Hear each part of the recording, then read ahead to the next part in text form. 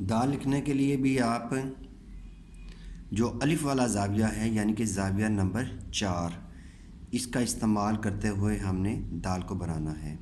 और दाल को कहाँ से लिखेंगे, मैंने बताया था कि ऊपर वाली और नीचे वाली दोनों लाइनों का दरमियान जो है ये अलिफ की ऊंचाई है, ठीक है।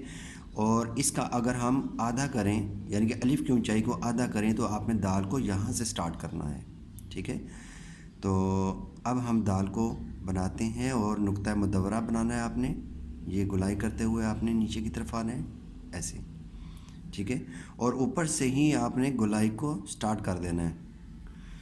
अब यहाँ पे पहुँच के आपने देखा अभी लाइन से थोड़ा सा ऊपर ही है, तो आपने क्या करना है, यहाँ पे कत को रखा और नीचे वाली नोक आपने उठानी है और ऊपर वाली आपने सीधी ये तिरछी लाइन बनानी है। ये देखिएगा अभी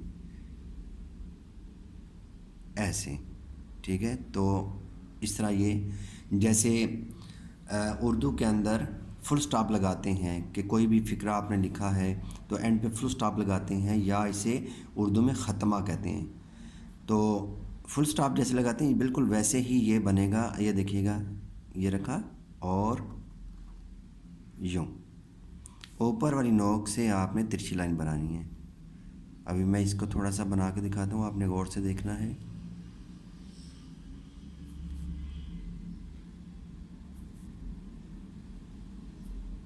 ठीक है, थोड़ा सा स्पीड से जब बनाएंगे, नीचे वाली नोक उठानी है और ऊपर वाली नोक के साथ झटका देना है, ठीक है।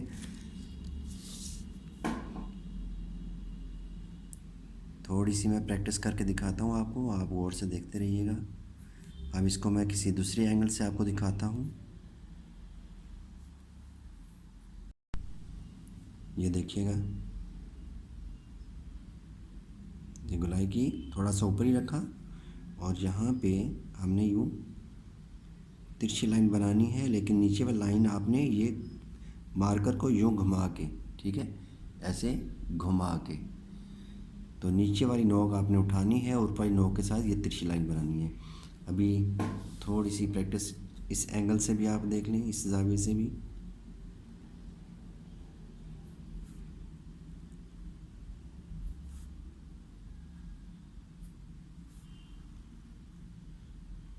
तो इस तरह आपने दाल की प्रैक्टिस करते जाना है जब तक दाल ठीक नहीं होती, फिर आगे आपने प्रैक्टिस नहीं शुरू करनी। रे के लिए भी आपने क्या करना है कि बे की ऊंचाई से ही आपने स्टार्ट करना है, ठीक है। ये देखिएगा दोनों लाइनों का ये दरमियान, और आपने यहाँ से स्टार्ट करना है, ठीक है। और ये देखिएगा बिल्कुल सीधा, और यहाँ से हल्की सी ये कर्व आ रही है।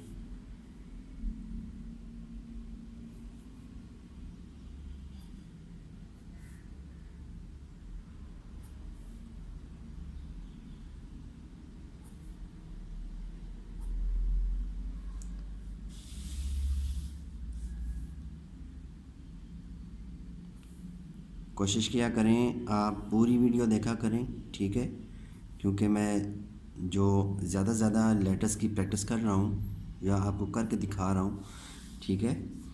तो साथ साथ ये है कि मैं थोड़ा सा इसको ब्रीफ भी करता हूँ और जो जो पॉइंट्स मेरे ज़हन में आता है वो मैं बताता जाता हूँ, ठीक है।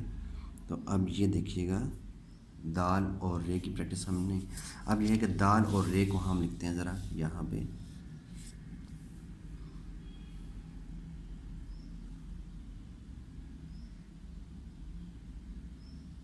दाल रे ऊपर से सीधा, ठीक है। अब अगर आपने इसको लिखना है दर्द, तो दाल रे, दाल मैंने लिख दिया दर्द। अब डियर स्टूडेंट्स, वाव तो बहुत आगे जाके आता है, लेकिन क्योंकि दाल की ही शेप के अंदर आता है वाव भी, तो इसलिए मैं यहाँ पे वाव भी सिखाना चाहूँगा। ये देखिएगा अभी वाव को बनाने के लिए आपने क्या करना है, यहाँ से ये बनाना है गोल नुक्ता, ठीक है। अब यहाँ से आपने देखें ज़्यादा ऊपर नहीं लेके जाना, अब सिर्फ ये जो गैप है ना, ये गोलाई है, इसको आपने क्लोज़ करके तो आपने यहाँ से दाल को बनाना शुरू कर देना है। ये देखिएगा, ये दाल, ठीक है, तो ये वाव बन गया। अब डियर स्टूडेंट्स, ये जो मार्कर है, इसकी जो स्याही है वो मैंने ज़रा फीकी रखी हुई है, ठीक है, इसलिए कि आपको इसके जो स्ट्रोक्स हैं वो नज़र आने चाहिए, ठीक है। अब इसको फीकापन आप कैसे कर सकते हैं कि आप इसमें पानी जो है ना वो डाल सकते हैं, ठीक है, या ये कि मार्कर थोड़ा सा फीका हो जाए तो उसमें आपने जो आम मार्कर वाली स्याही है वो आपने यूज़ करनी है, ठीक है। तो ये है कि आपको ये स्ट्रोक्स नज़र आ रहे हैं, ठीक है। अगर ये डार्क होती तो फिर ज़रा समझने में दुश्वारी होती है। तो असूल ये है सीखने का ख़ताती कि आपने फीकी स्याही यूज़ करनी है, बिल्कुल हल्का जो लिखती है। अब फिर वाव को देखिएगा, अब इसको यहीं से क्लोज़ कर देना, यानी कि दाल को बनाना शुरू कर देना। ये देखें दाल आ रही है। आज मेरा थोड़ा सा गला ख़राब है और बहुत सारे साथियों की रिक्वेस्ट है कि आप ख़ताती पे लेसन जो है ना वो आप नहीं बना रहे, क्योंकि मौसम भी ख़राब हो रहा है, मौसम चेंज हो रहा है, ठंडक भी आ रही है, तो मेरा गला जो है ना काफ़ी दिनों से ख़राब है। इसलिए मैं सिर्फ जो प्रैक्टिकल कॉपीज़ की डायग्राम होती हैं वही बना रहा था और उन्हीं को चढ़ा रहा था, क्योंकि उसमें बोलना नहीं होता था। तो अभी मेरी काफ़ी जो है ना, क्योंकि डॉक्टर इसमें वॉइस रेस्ट भी बताई हुई है कि बोलना नहीं है। तो डियर स्टूडेंट्स, ये है वाव। तो अभी हम ये है कि कुछ लफ्ज़ जो है ना वो लिखते हैं इन्हीं हरूफ को मिलाते हुए। जैसे हम लिखते हैं दराज लिखते हैं, तो अब रे की फैमिली के बाद रे, अड़े, जे, ये वगैरह के बाद अगर अलिफ़ आ जाए तो अलिफ़ इसके अंदर बनाते हैं, ठीक है, लेकिन साथ नहीं जोड़ते, इसके अंदर बनाना है, रे के अंदर। उसकी वजह ये है कि अगर आप यहाँ पे दूर बनाते हैं, ठीक है, तो यहाँ पे काफ़ी गैप रह जाता है, ठीक है। दराज,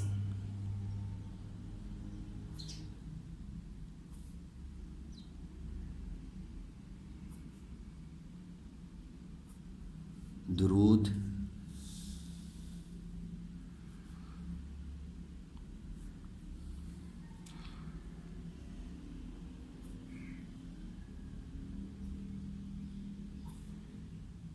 अब देखिएगा नुक्ते के लिए यकदम मैंने एंगल चेंज किया है, पहले ऐसे था। तो आपने डियर स्टूडेंट्स कोई भी लेटर बनाना है, कोई भी हर्फ बनाना है, कोई भी हिस्सा, तो आपने फौरी तौर पे एंगल जो है ना मार्कर का कद का वो चेंज करना है। दराज, सॉरी ये राज,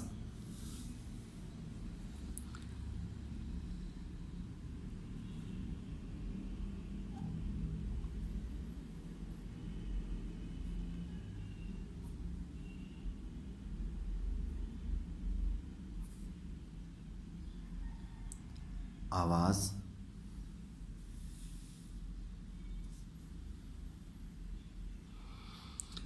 अब इसी हरूफ से ही मिलता जुलता एक और हरफ है, वो है हाई होस। तो हाई होस को भी मैं यहाँ पे इसे लिखता हूँ। देखिएगा हाई होस बनाने के लिए ये बिल्कुल सीधा कट रखना है, ठीक है, बिल्कुल सीधा कट रख के आपने यहाँ से गोलाई करके नीचे आना है।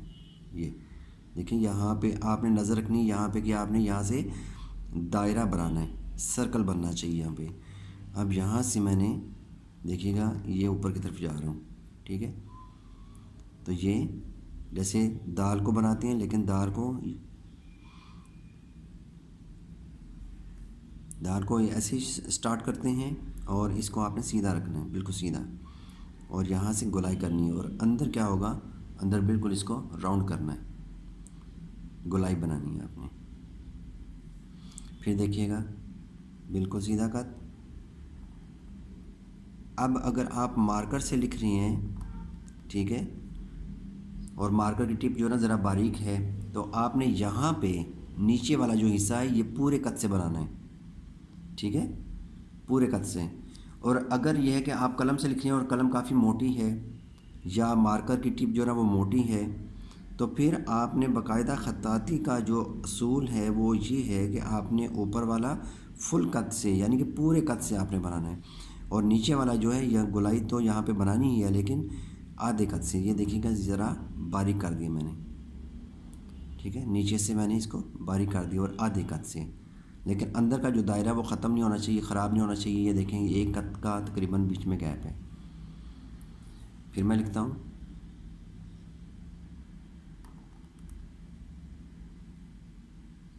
ये, ठीक है। अब हम इससे भी इस्तेमाल करते हुए कुछ लफ्ज़ जो हैं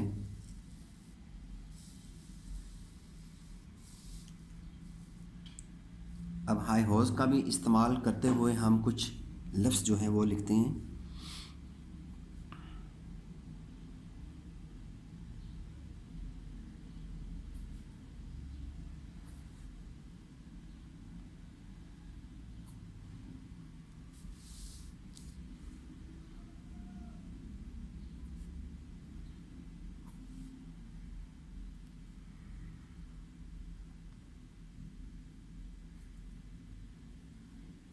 दरवाज़ा,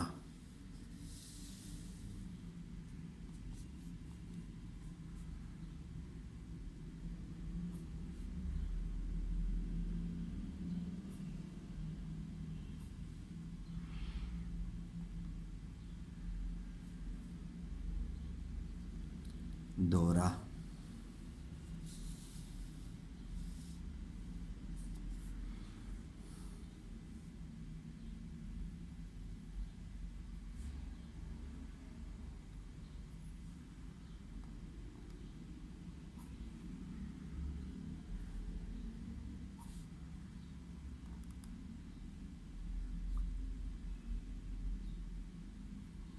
आवारा। तो ये था डियर स्टूडेंट्स आज का हमारा लेसन कि जिसमें हमने दाल, रे, वाव और हाई होज़ को सीखा।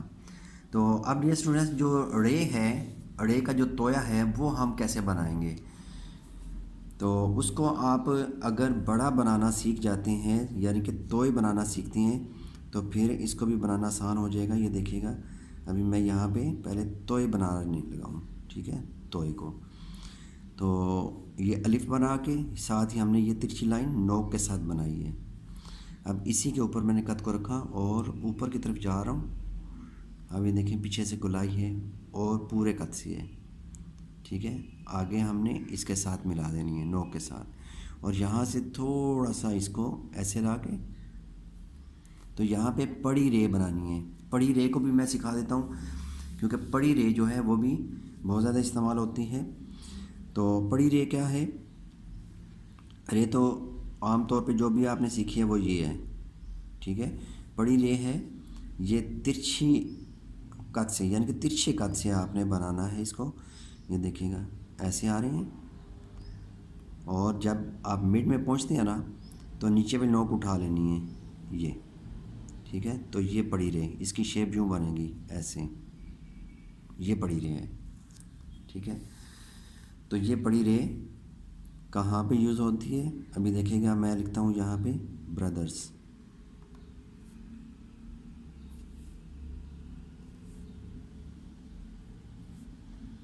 यहाँ पे अब चूँकि इसमें रे और जे यानी कि दाल के बाद रे और जे आ रही है, तो फिर मैं क्या करूँगा कि दोनों एक जैसी बनाने के बजाय दाल के बाद मैं पड़ी रे को बनाऊँगा। ये देखिएगा ये पड़ी रे बनाई और यहाँ पे मैं लिख दूँगा जे को। तो इस तरीके से आपने पड़ी रे का इस्तेमाल यहाँ पे कर सकते हैं दाल के बाद रे को। और अगर आप तोय बनाते हैं तो तोय के अंदर भी पड़ी रे का इस्तेमाल होगा। ये देखिए ये पूरे कद से और यहाँ से पड़ी रे स्टार्ट हो रही है ऐसे, ये देखें ये पड़ी रे आ रही है।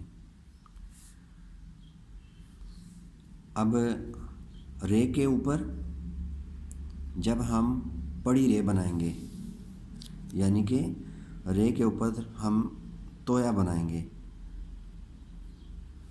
रे, तो इसमें अब क्योंकि हमने छोटा बनाना है तो फिर हमने पूरे कद से एक छोटा सा अलिफ बनाना है। ये देखें, अलिफ बना के तो नो के साथ यानी कि आधे कद से आपने यहाँ पे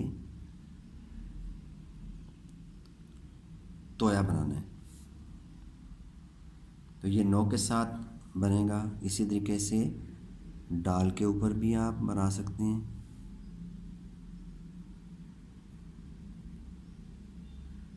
ऐसे नो के साथ। तो डियर स्टूडेंट्स, इंशाल्लाह उम्मीद है इससे इस लेसन में आपने बहुत कुछ सीखा होगा। तो मैं इजाज़त चाहूँगा इंशाल्लाह नेक्स्ट वीडियो के साथ और अच्छे लेसन के साथ फिर हाज़िर होंगे इंशाल्लाह। अल्लाह हाफिज़, अस्सलामु अलैकुम।